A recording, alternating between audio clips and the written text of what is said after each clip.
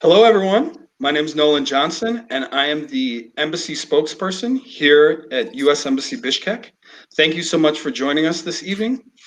Before we go any further, I want to also just say that it's really great and that you're all joining us today to celebrate this International Day of Democracy, which gives us a chance as Americans in Kyrgyz to reflect on the meaning of democracy and how democracy and democratic government can help improve our lives and can defend our freedoms. So when thinking about all the different aspects of a democratic state and a democratic government, you have the rule of law, you have a free and independent media, the separation of powers. And in addition to all that, there's another very, very important component, which is the chance for the citizens of the country to come together and elect their representatives in free and fair elections. So we're going to be talking about that aspect today, and more specifically, election observers. What do election observers do to support free and fair elections? Who are they? How do they do this observation? And what do they do? So without further ado, I'd like to introduce our first panelist, Adrian Stone. Adrian, thank you so much for joining us from the US, actually. It's very early in the morning where you're at, I understand. Oh, thank you for having me. It's wonderful to be here today.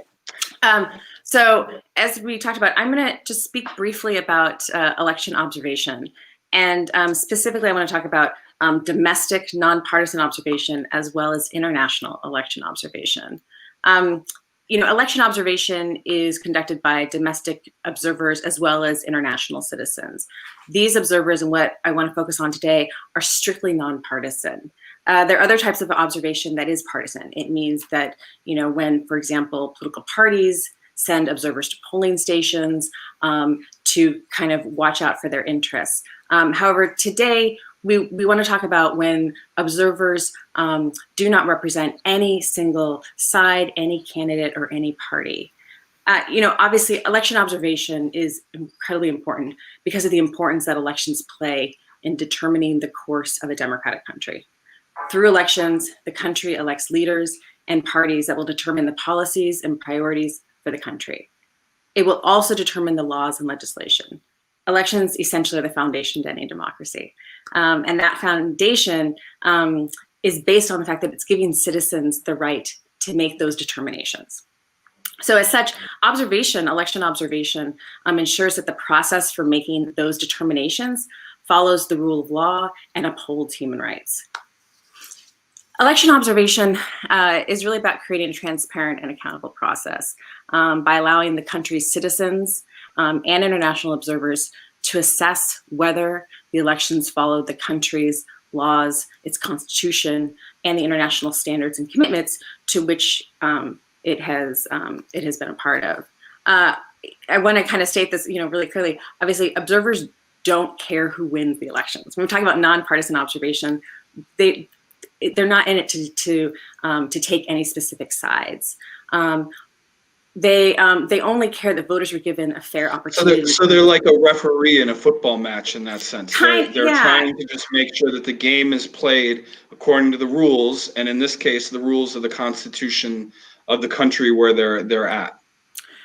That's true. I would go even a little bit further and say that they also really care that voters are given an opportunity to participate and determine who to vote for, and that ultimately the winner, kind of, as you were saying, that the winner ultimately was elected fairly, and thereby sort of reflects the will of the people, right? So we're talking about the fact that they really want to be sure that once those election results have been tallied and counted, that everything sort of leading up to it was fair, and so we have a lot of confidence in those results.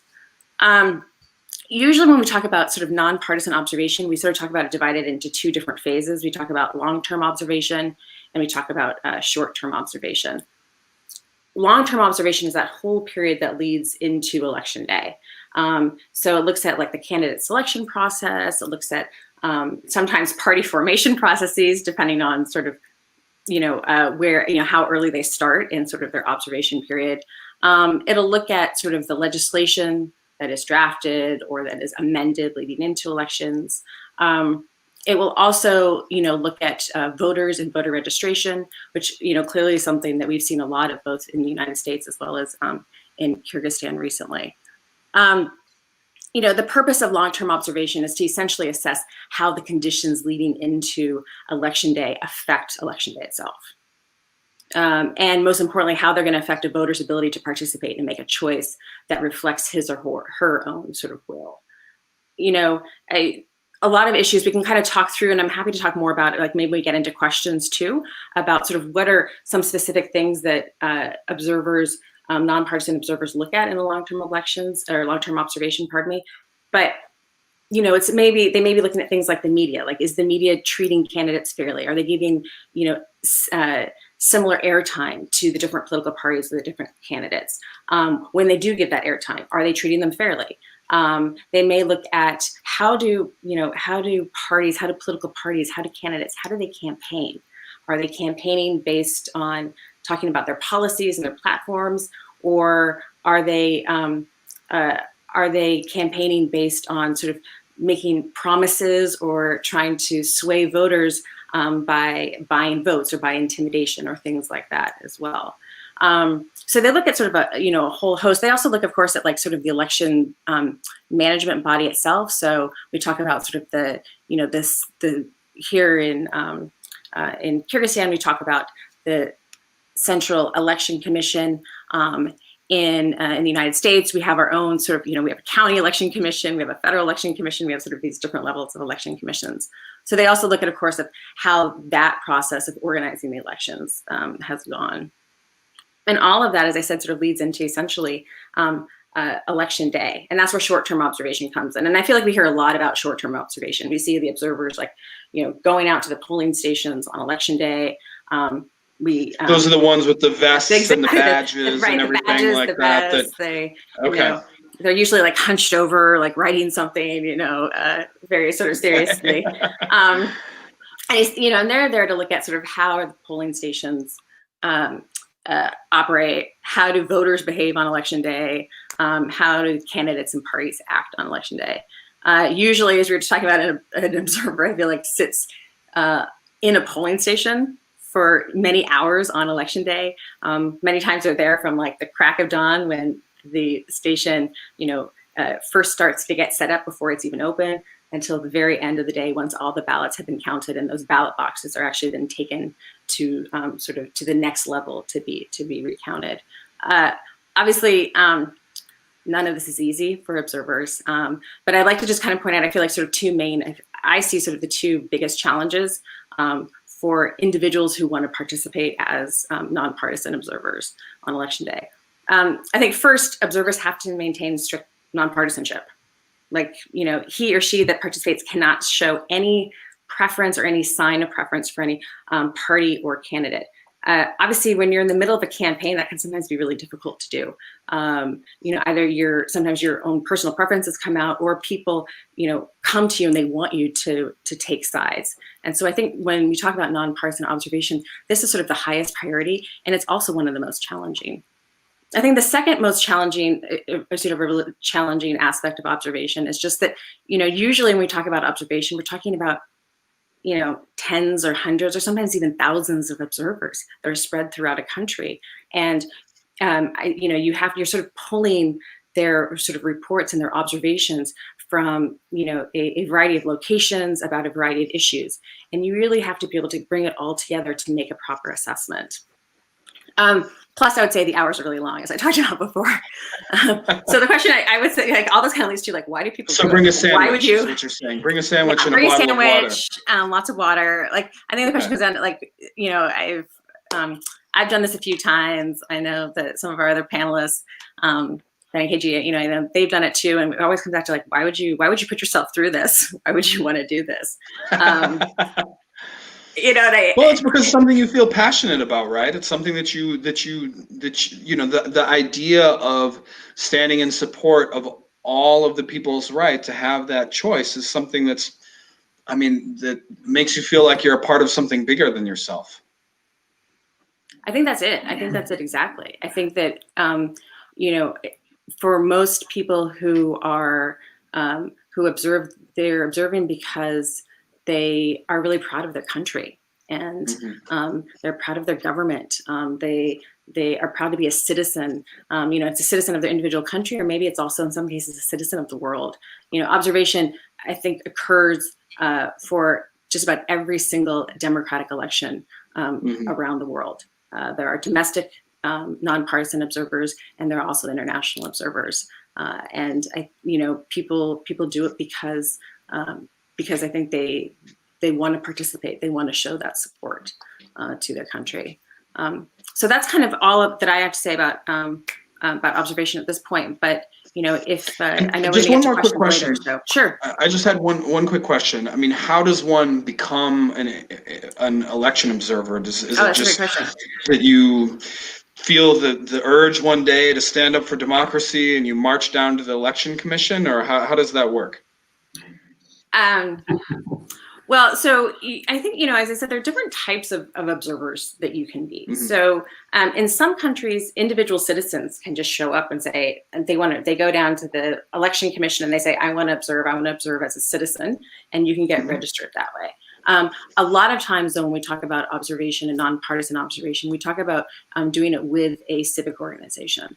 So, you know, around the world, you know, there are, you know, at least half a dozen, sometimes hundreds of organizations that obviously are invested in wanting to, you know, invested in sort of civic engagement and participating in their country. And so usually you go through that local organization. Sometimes those organizations put out calls for, you know, for volunteers, because essentially it's a voluntary activity, and people join that way. Okay. Yeah. Interesting. I know, like, you know, I know that there's some, you know, in the United States, there are some organizations that have been doing this for decades upon decades. I think, you know, my mother's been a part of one such organization for women voters and stuff like that. Exactly. I mean, you know, and you know, and a lot of these organizations, again, sort of their basis is in the fact that that it's nonpartisanship. So all of their activities that they do throughout the entire year, not just during the elections, is about essentially informing voters, informing citizens, so they can make better choices. And from there, they then, you know, go into obviously observation. Perfect. All right. Well, I don't want to keep the other panelists out too long, so I'd like to hear a little bit from everybody about your experiences monitoring elections. But before we get into that, I'd like to do some more introductions. So first, we have KG Moore. I don't know if you can wave to the audience, KG. KG Moore is the head of the political economics section here at the embassy in Bishkek. He, like me, has just newly arrived in country, and he has a lot of experience with overseas assignments for the State Department, in Brazil, in Romania.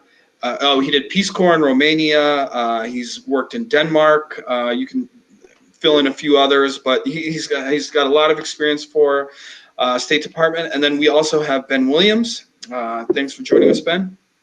And Ben is a political officer in the same section as KG, and Ben has served in Romania and, Moldova, Honduras, and Ecuador. So, perfect. So anyway, I'd like to bring you guys into the conversation. KG, maybe you can start us off by telling a little bit about the elections that you've had a chance to observe around the world. Yeah, thanks a lot, Nolan, for organizing this, and to Adrian for that great summary of elections observation and monitors, because I had never heard it quite put just like that, and it seems to make so much sense the way you described what it is. And I wanted to kind of build on your latter point about you know, the pride that a lot of these monitors as citizens feel in engaging in elections observation, because in my experience in Romania, when I was in the Peace Corps, but also in Georgia and also Afghanistan, you know, there's a real sense of community, I think, that comes out among observers, in the sense that they're fulfilling a personal, not duty, but or responsibility to, participate in the democratic process. And I noticed that in all three places. It is hard. It's hard work being an elections observer and monitor, because, as you say, you're paying attention to detail. You're talking to lots of people. You're recording what you see. And it's all geared towards making sure that the result and the process on the other end after the election guaranteed that everybody's got a free and fair chance to run and participate, but also to vote and express their perform their citizen duty to vote. So I don't know, Nolan, if you wanted, Ben, if you had any thoughts on your monitoring experiences, and then I'm happy to turn back to elections or in the U.S. or if you wanted. Yeah, perfect. Why don't we ask Ben and Adrian to jump in if you have any anecdotes that you wanted to tell about experiences you've had monitoring elections overseas. Well, thanks. I've actually been on both sides of the table, so to speak. The way that I became an election observer with the OSCE long before I joined the State Department. That I had experience working domestic elections in the United States, in Texas, first as an election clerk on election day, and then what they call an election judge. I was a judge, but essentially like a precinct captain or a commission, the commissioner of the precinct.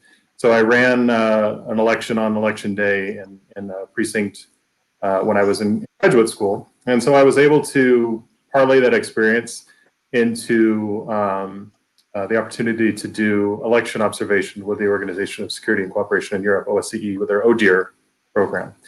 And so I did elections in Macedonia and Azerbaijan, Kazakhstan, actually, our neighbor here. And final mission with OSCE was in Ukraine.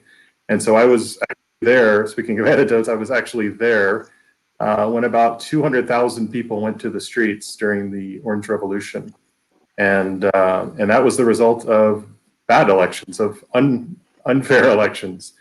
That was a difficult thing as an election observer, because, as you said, you have to be completely nonpartisan and impartial. Yet you do have history going on around you, and it's a very difficult thing to want to see it unfold. Yet you really have to take a step back and not get involved and not get pulled into it in any way. But you do also have to present the facts as you see them on the ground. And I was very happy to be able to contribute to the OSCE mission and the OSCE report on the elections there. So that you see a lot of things when you do election observation, good and bad. Unfortunately, the bad does happen as well. But overall, it's usually a positive experience, and you gain a lot. The country gains a lot from a free and fair election, and you personally gain a lot. I guess, kind of like you said earlier, pride, and you feel really a part of something, and you're doing something and you're making a difference. That's really important, and I think I wanted to come back to a point that you made, about an OSCE election mission. So, at any election, there may be multiple different organizations all doing that mission, that international election mission. Can you expand on that a little bit, so that it's OSCE? There may be other observers as well. Can you kind of take that out a little bit for me? Yeah, absolutely. So in the elections that I observed at OSCE, we often had European Parliament observers, Commonwealth of Independent States observers. Individual countries may send members of their electoral commission or their parliament as part of a bilateral agreement. With the State Department, I was fortunate to get to observe a couple of elections in Latin America, South America, and so you might see Organization of American States or the Carter Foundation. So it's actually really good when you have that many different organizations plus the domestic observation. The domestic observation is incredibly important because domestic observers have so much more context than international observers. But then the international observers are also important because they often can bring kind of an international credibility or impartialness to it as well. I think the OSCE, of course, plays an important role, but I think all of the organizations do. And then it gives the opportunity for the international community and the voters and individual citizens to read a variety of perspectives and draw their own conclusions on the elections. Because, you know, I guess we mentioned a bit.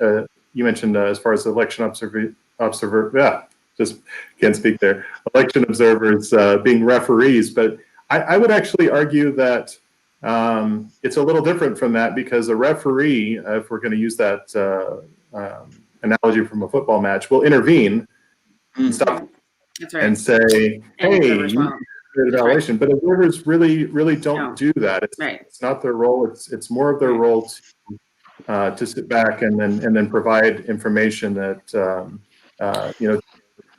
Central and can comment on this more, actually. Yeah, and I think that can be difficult too at times. I think that, you know, as we talked about, you know, usually people are participating as observers because they really care about their country. And so there's a natural kind of inclination, if you see something going on, to want to, that shouldn't be happening, to want to intervene, to want to help, to want to somehow, help to kind of to mediate. And I know that observers are sometimes placed in that role too. Where, you'll have different sides come to them. I've been, an observer where I walk into a polling station and I'll have different sides come to me and want to have me sort of, resolve some sort of dispute between them. And I think to Ben's point, I think he's absolutely correct. Observation is, observers are really not, the intention is not to actually be in that role. The intention is to actually observe and report, not to be making decisions or determinations about what's happening. Okay, so they're not the referees; they're the sports reporter who is writing the story after the game. That's right. More or less, if we're sticking with sports, I will say that I was in a polling precinct in a country I won't mention which one, where the precinct chairman decided to not count the votes because he knew who had voted for who, and I did ask the question, don't you normally count the votes? And everyone looked a little bit embarrassed and they counted the votes. So I think that's the most active participation I had. But I thought it was an honest question. I've actually seen that same exact situation, except that the poll workers, so working in the precinct, sort of duked it out to eventually count the votes, because it was the same kind of issue where they said, why are we going to bother? We already know who's going to win this district. And I happened to be there observing while they were having that discussion about whether or not to go forward. And it also kind of struck me, not just the monitors, because can be maybe imposing sometimes when you have someone come in and they're just kind of standing in the corner watching what's going on and reporting on it as like a sports reporter, as you kind of described it. But I've always been also really struck by the professionalism of poll workers and the amount of work that goes into, bringing people in and out and voting, having that process smooth and remaining nonpartisan themselves and professional. That's also really commendable work, and it's hard work. And it's also rewarding to see when it goes well. I think I became a better election observer when I had been an election observer, and then I actually, for a U.S. election, I actually was worked in the polling station as a commission member, kind of like what Ben said.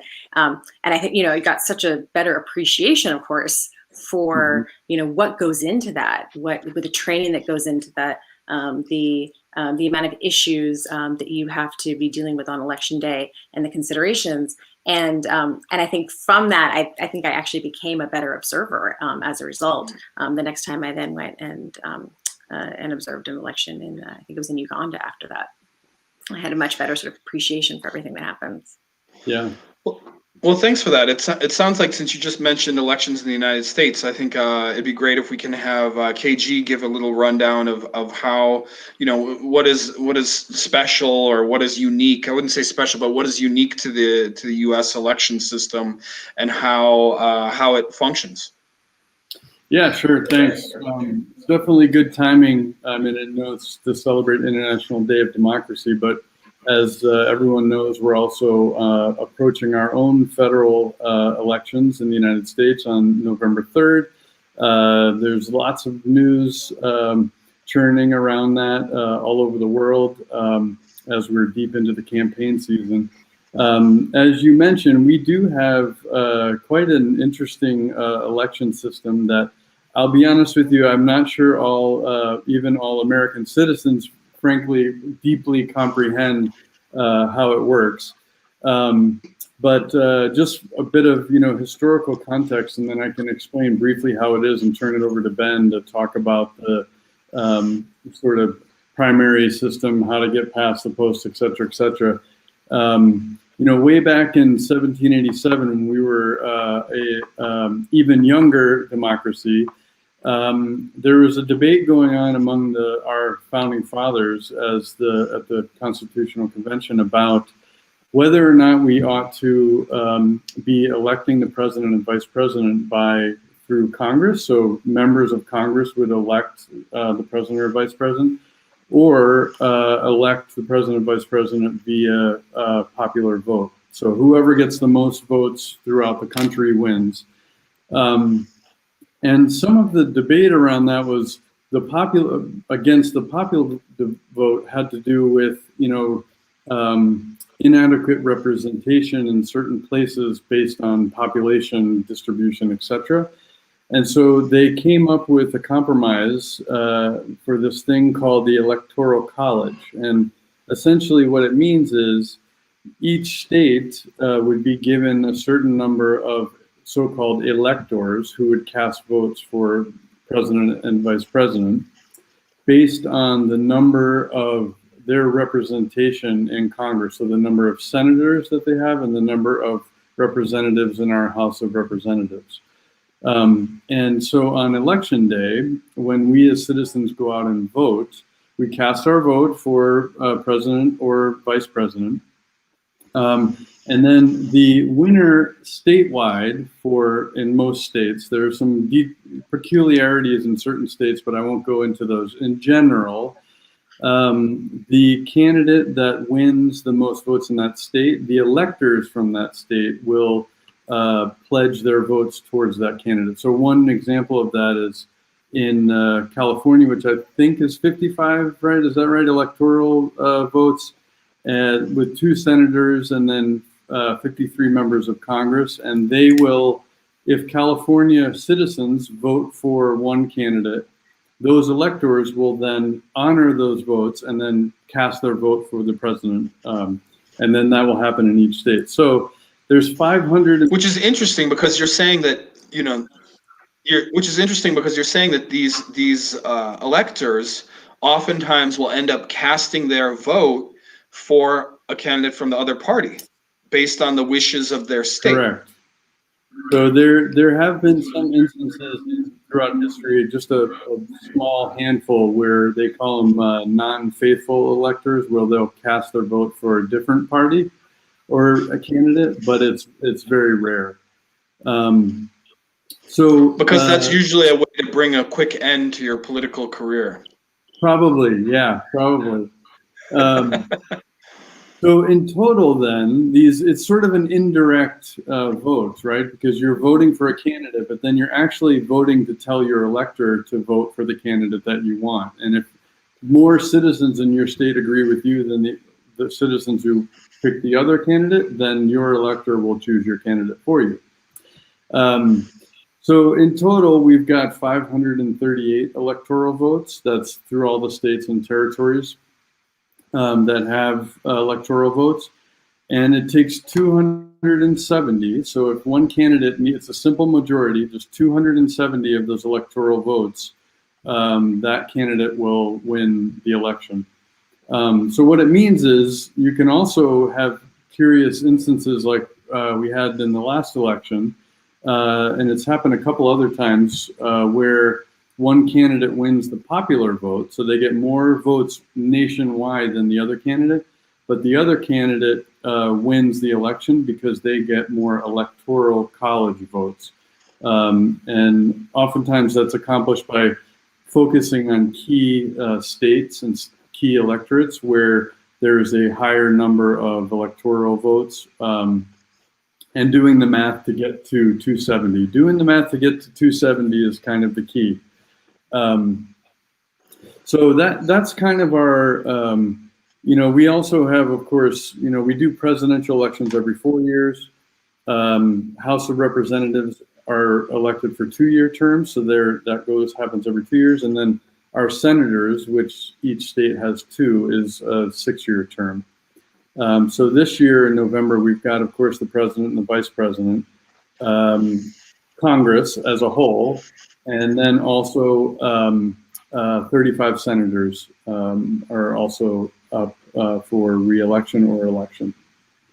KJ, I wanted to say also that this whole electoral college system that we have has, I think, sort of discussions come up, I feel like probably around every presidential election is when they kind of reach their height of whether the system still makes sense or not for the United States, because this was created, as you said, way back when.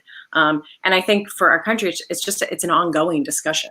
To date, there hasn't been changes to it, despite the fact that there is a lot of debate about whether it still makes sense, this electoral college system still makes sense for the United States or not as well, because it is controversial, as you sort of talked about, just in terms of how you can have a candidate who can win a popular vote, but then not win the electoral college votes as well. So. Yeah, you're absolutely right.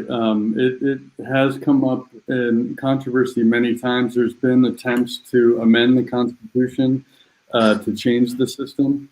I suspect that it will come up many more times. I mean, our democracy is always adapting, and always has been, and it always will be. In an effort to make it stronger and more functional. And I suspect you're right. I mean, that'll be a debate that we'll continue to have. Most of what I have read about the Electoral College and sort of efforts to change it ultimately just fizzle out, because a system that enjoys broad bipartisan sort of support in order to change it just has not come to pass. And I think, one could also say that, certain candidates probably benefit more from the Electoral College versus the popular vote, perhaps. And so it's been quite hard to find any kind of way or compromise to change it. But that's going to probably be a never-ending discussion. And that's what politics are. It's a never-ending discussion. So, but let's continue on with our discussion. And please go ahead, Ben. Talk a little bit about how this differentiates between the United States and other places in the world where you've served, where you've lived, other elections that you've seen, how it's different. Well, I do have plenty of prepared remarks on that, but actually I think it's a good starting point would be to kind of continue this discussion on the Electoral College just a little bit, because I think the point that democracy evolves is one of the most important points that I think we can make today. For example, the Electoral College, originally the vice president was chosen from the person who received the second most votes for president. And so you had rivals working in the same office, essentially, whereas today we have a president and a vice president that are chosen from the same ticket, from the same political party. And so there actually was a formal amendment early on to our Constitution to change that. And that electors vote for a president and then they vote for a vice president separately. It caused quite a bit of tension early in our republic to have rivals working together. And even how the electors, or how the president or how the electors was chosen, evolved as well. Initially, it was almost exclusively the state legislature who was selecting the president, and even as late as 1840, 50 plus years after the Constitution, you still had one state selecting from the state legislature rather than from a popular vote. I think it's important to note that. Well, and then of course, and to interrupt you, then of course there was who could cast ballots. Of course, between Exactly. so you also, what type of citizen was allowed to cast a ballot and who. Exactly. I think you're right. Like it has been evolving consistently. And so exactly. So throughout time, who was a voter has evolved from essentially white male property owners to everyone over the age of 18. And that was a long and slow process in the United States. And there was a war in the middle there as well. So democracy can never be taken for granted, which I think is an important point. I think another thing that we touched on that I think is also a real strength of the U.S. system is that it's really hard to amend the Constitution. I mean, it is really hard. And so, I've served in countries where they've been independent for 20, 30 years, and they've had 4 or 5 constitutions. I just amended, full constitutional changes, even in a 10, 20 year period. And I think there's a balance there, the ability to change, adapt, but also to have that stability. So to kind of segue into my normal prepared remarks, KG mentioned the Senate being elected this year. Essentially 1/3 of the Senate is elected every 2 years, whereas our House of Representatives, our lower house, all 435 are elected every 2 years, and it could completely change theoretically. It doesn't, but it could. The Senate was set up through that in order to be more stable and to not have a complete turnover. And so I think our founding fathers had that in mind. They wanted the ability to adapt, but they also wanted to have some stability as well. And I think that's kind of a strength. And obviously another strength is, we have what we call the checks and balances in our system, and so we have 3 branches of government: the executive, which is headed by the president, our bicameral legislature, making up the legislative branch, and then of course we have our judicial branch, which is incredibly independent and strong, and they all kind of balance each other out. As far as kind of the original topic of how U.S. elections are a bit unique, I think in one of the ways that they are unique for an outside observer, and as KG referenced, even for American citizens themselves, is that it's really difficult to explain what a U.S. election is, or how it's conducted, or what it looks like. So, for example, as was already mentioned, on November 3rd, we're going to elect a president, and we're going to elect 35 senators, and we're going to elect 435 representatives. But we're also going to elect a whole lot of governors, mayors, city council members, school board members, judges, sheriffs, all over the country. And this is all going to happen on one day. And so depending on what state or city, or maybe even part of a city you live in, your ballot is going to look different than your friends, for example, or especially if you're across the country from somebody. I can give you the example in Texas, for example. Many laws require the Texas state constitution to be amended to have a law. So you're amending the Texas state constitution. You're probably voting on some referendums that are state and local in order to raise taxes or to establish a policy. You're selecting your school board, your sheriff. You may be voting on 20, 30 different state level offices. And a lot of those offices aren't even partisan, right? Oftentimes you might have people who depends. They don't even belong to a party or anything like that. They just have their name out there, and there's no there's no party affiliation on the ballot, which is interesting as well. It's the answer that I give everyone who asks me questions about life or culture or politics or education in the United States. It just depends on where you're at. Yeah. You know, in my state, you vote on Supreme Court justices of that state, and they're partisan, and you know, and so it's completely different from the federal judges who are appointed by you know, the executive branch and then confirmed by the legislative branch. And once you get to a certain level, especially, for example, the United States Supreme Court, it's a lifetime appointment. Whereas in some states, it's a completely partisan election fight that ordinary citizens decide who the judge is going to be. So I think that's one aspect. Is it's just very difficult to describe what a U.S. election is like. It can be very overwhelming and confusing. In addition to that, you're going to have different voting systems depending on your state. One state will mail in ballots from its citizens. Another state will have voting machines. Another state may have paper ballots that are machine read. It's not a universal system. Same thing with how you register to vote and how easy it is to register and how long you stay on the voter list. All of these things are different. And one state may be electing the governor, but the next state next door isn't electing the governor. And they may elect them in different ways in how they're nominated. How much power those local officials have will be different from state to state. And so it's a very confusing thing, especially in all of the countries that I've observed elections. There's one election code, there's one voter list. You have to do X, Y, and Z every time, every citizen exactly the same way, and they present ID and all of these things, and it's very universal and it's very well understood.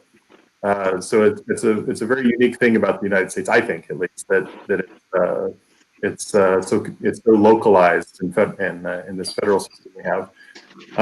Well, the people who are deciding the processes for your local election in a lot of places, especially in small towns, it might be your neighbor. Your next door neighbor might be the one running the election rather than, you know, somebody who's far away in a different place. You might, you know, so I think that's an interesting aspect in and of itself. You know, you read about these small towns in the United States where there's, you know, 15 people and they're voting for mayor. Right. And, you know, it must be a very interesting race when you know everyone who's voting and all the candidates personally. Exactly. I think another unique thing about the U.S. system, or at least an interesting aspect of the U.S. system, is that in most cases we do have, as been referenced, the primary system, and so generally the parties will have an election before the election to decide who their candidate is, and those can be very competitive and difficult, and sometimes even a little mean, even though they're with a party, because you know everyone wants a chance at the big stage. You know, as I mentioned, so for example, for the U.S. Presidential election, all of the parties that are presenting candidates, you know, generally had a primary or some type of convention to decide who their candidate would be. But it's up to the parties to decide on how they do that. And then even within the parties, again, getting to this complex nature, it's up to the state party of that national party to decide. So, for example, most states do have a primary system, but there are still a few that have caucus, and the caucus. I don't think anybody understands it, even the people who participate in it. But essentially, but it's amazing to watch. If you can ever watch one, it's amazing to watch. So Iowa is kind of the prime example, but it's actually not the only one. But Iowa is the state of Iowa is one of the early elections. I guess it's actually technically a caucus in the race for president when they're choosing candidates, and they get together in restaurants and halls and convention centers, and they get into little huddles and they decide who they're going to support, and support gets exchanged back and forth as candidates start to fall by the wayside. Their supporters may find the most similar candidate, or the candidate that they've been told, is a plan B or a second choice or a third choice. It's incredibly democratic and dynamic, but really confusing. It's obviously much more simple to go in and just check the box and say this is who I want, and then it gets counted at the end. Quite interesting. Well, and I think So I think also the other thing I was going to say too is I think because of that, obviously voter turnout varies fairly considerably between elections. So we have presidential elections coming up, and as Ben said, and a third of our Senate and all of our House of Representatives, and there's some mayors and some governors, and all these things, and and the voters have been hearing about this for months now, right? So it's all bleeding up. For years, for a while, and so you'll have sort of obviously a higher voter turnout, but then in 2 years from now, when the House of Representatives is up again for election, and the other third of senators are up for election, and there are some governors up for election and things like that, the voter turnout will nationally will likely drop a little bit as well, because even though there may seem like there's a lot of elections that are happening in 2 years from now, it's still not as many as that are happening right now. And all of, there's been so much, I think, effort leading into this election because of the caucuses, because of the primaries, because of everything like that as well, that it really helps, I think, generate a higher sort of voter turnout. And because, of course, the presidential elections at the same time. But you will see these fluctuations, of course, from election to election. Well, before we keep going, I know that we're about 40. We're about 3/4 of the way through, so I know we could keep going and going, and we've given a lot of information. And I kind of want to just before we open up for questions, I want to just one thing that I've been thinking about in all of the the kind of complicated rules and procedures and everything that goes into elections, and why does that all exist?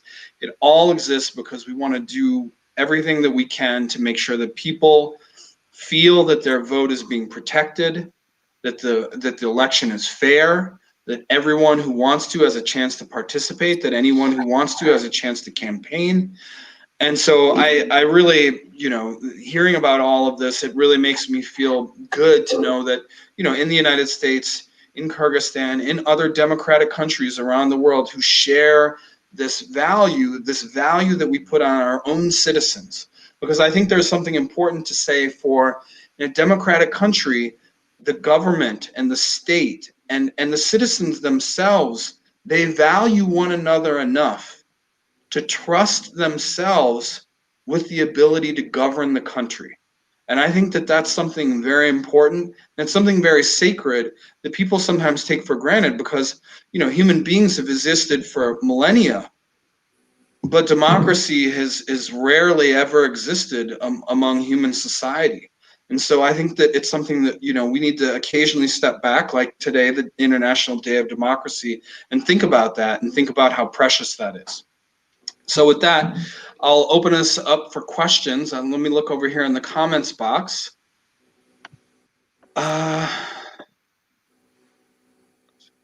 Okay, so why are you interested in giving?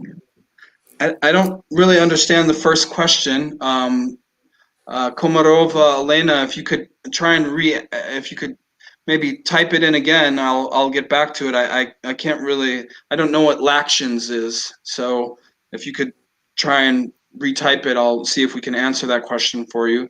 What is the Electoral College and how is it elected? I see that as well. I think we've kind of gone way into that one as well. And so, if KG's explanation wasn't enough for you, I would say, go back and rewatch this. We'll put it back up on YouTube because we can't go back into it again. This is a really interesting question. Is liberal democracy the only form of democracy? I don't know if any of the panelists have any thoughts on this issue. I have some. I can kind of jump in as well. I mean, I have a difficult time imagining an illiberal democracy. But, you know, I think it goes back to maybe a little broader question: is democracy the only form of government? Right? I mean, obviously, it's not. But I think you know, it's probably the one that gives the citizenry the most input on how they are governed and gives the most opportunity for peaceful change. I think that's kind of the this one of the strengths of a well-functioning democracy. And I think that the 2000 elections in the United States was a good example, because it was an incredibly hotly contested election. And people just really did not, you know, both sides did not want to give this up.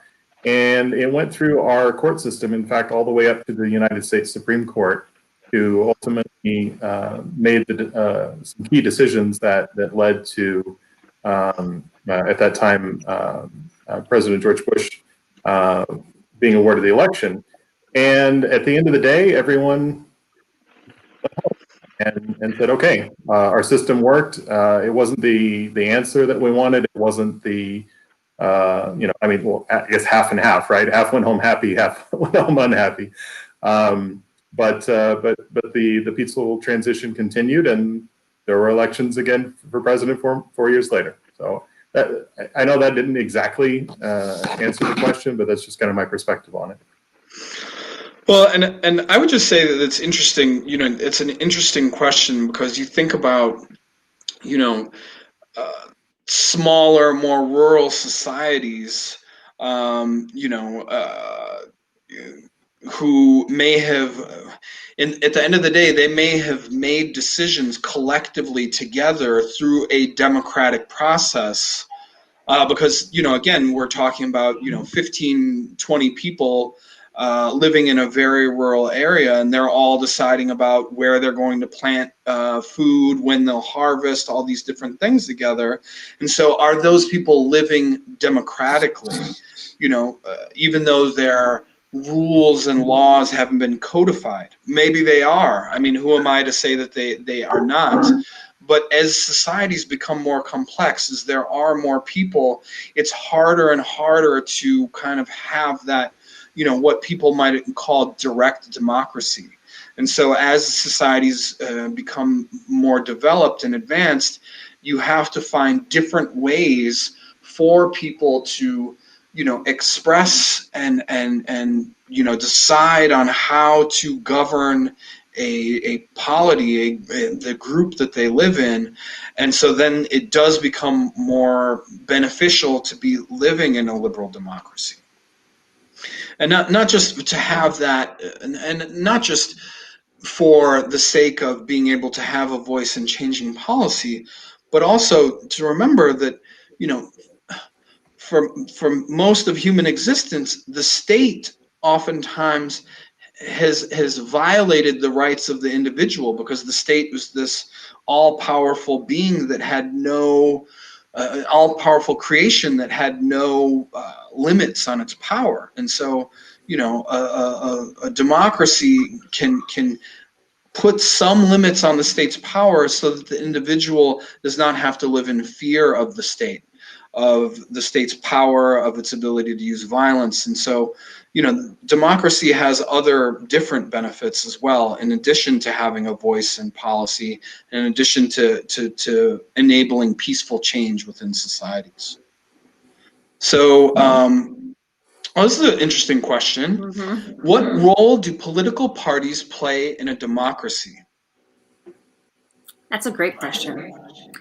It is a great question. You want to go, Adrian? I was going to offer you, KG, if you wanted to go first, and then I can. Well, I mean, I think that it's pretty clear that political parties play a pretty big role in democracy in modern times. You know, looking back at the United States, at least, when we became a country and started our democratic experiment, as they call it, you know, our first president was independent. He wasn't a member of any party. And there was a lot of debate among the founding fathers about whether or not political parties should even exist. And correct me if I'm wrong, I think we have some history experts on our panel, but it seemed as though, that wasn't the original intent of, while we were forming our own system of government. So after George Washington stepped down, essentially, we've had political parties ever since. So they've changed over time and kind of morphed into what we have now in the United States, which is basically a two-party system. There are some smaller parties which don't often garner enough votes to become part of government, but they certainly, have the ability to influence government. So, in terms of what role they play, just generally speaking, I mean, each of the parties forms their own platform, their views on how they think the government and the country should be run, developed, the services that should be provided to citizens, etc. The sort of, sometimes there's issues of moral fabric of the country, and trying to touch upon what they think their constituents would like to see in a government, and what they believe should be in a government. So I think that that then, is at least one medium where citizens can participate either as a member of those parties or not as independents. So you still have the opportunity to influence the direction of your government in a true democracy. And so, I'd say just in sum, they play a pretty big role these days. I'm not sure that's exactly what we envisioned when we started our country, a few hundred years ago, but it is what we have in place today. And I don't know if anybody else wants to chime in on that. Well, let's keep going a little bit, because I think you did a great job answering the question. I want to get through as much of these as I can. So there's one question: how will American diplomats who are based in Kyrgyzstan be voting in the forthcoming presidential elections? By mail. By mail. I just submitted my mail-in ballot request. Exactly. Yeah, That's all I'm answering, by mail. So diplomatic missions have something called diplomatic pouch, and so what will happen is this diplomatic pouch has all of the official correspondence between our embassy and the State Department headquarters in Washington. And so our ballots from the diplomats and from the American community at large that's here based in Bishkek will go in that pouch. And so please get your ballots in by October 7th. That is the cutoff date for getting into the pouch. So request those ballots, get them in here, and get them back to the States so you can participate and have a voice in voting. All right.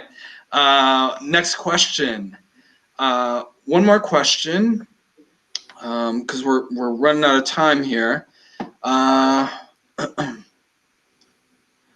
to achieve a free and fair election. So, I'll open this up to all of you. This is an important point. We've kind of talked about election observing, but if you want to talk a little bit about the rules in general, because every state is different, every democracy is different, but in general, what is needed to make an election free and fair? I can briefly start, and I'll try, and I see there's a couple of other. Oh, I'm sorry, it sounds like I'm getting some feedback. It looks like there's a couple of other questions as well. I can try and wrap a little bit into that as well. For example, there was a question on voter registration and on media, and in fact, both of those are incredibly important to free and fair elections. Having I don't know that there's a specific best way to do a voter registration. It needs to be equitable, equal for everyone, and everyone who's eligible to vote, should be able to be registered and to cast their vote. I mean, that's a big part of democracy. And then on the media front, I'll just take that piece and then hand it over to my colleagues. The media plays an incredibly important role in informing voters. Unfortunately, we see in the U.S. and we see around the world that media can play a divisive role. But I do think that overall the importance and the benefits of media far outweigh any negatives out particularly independent media that's not affiliated with any political ideology, is perhaps the most important in letting people make informed choices with their vote, because votes are, I mean, they're kind of a sacred right and a privilege. And I'll mute myself because I think my mic is bad. All right, Adrian, I think this is going to be our last question. So Adrian, KG, do you have any thoughts on this? How is it that people can make sure that an election is free and fair? I mean, I would say participate. I think that's, obviously, I think everything that Ben says, I echo. Having elections based, obviously, and following the rule of law of the country and the Constitution is a huge part of it. Unfortunately, I know we don't have a lot of time to go into it. It's a great question, and I wish we had a lot more time to actually discuss it. But in terms of what your own sort of individual role may be in helping to achieve free and fair elections, I think it absolutely is participating. It's being informed about what is happening around the elections. It's becoming engaged and getting involved. That would be sort of my little last couple of seconds of sentences at the end of this. Great. Well, go ahead, KG.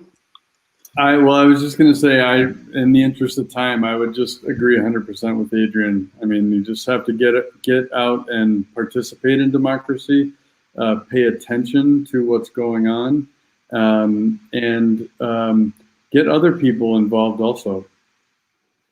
Yeah.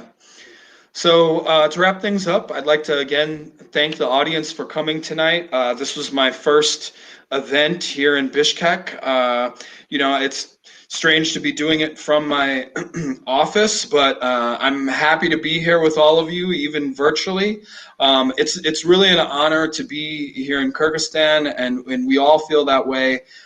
To be working together, supporting one another's efforts to, move our democracy forward. And we look forward to, continuing that work through this election and in future elections. And really, it has been a pleasure joining you tonight. And please subscribe to the YouTube channel for the Bishkek American Spaces. We hope to do lots more events like this, and we look forward to your future participation. And have a great evening, and thank you again to the panelists.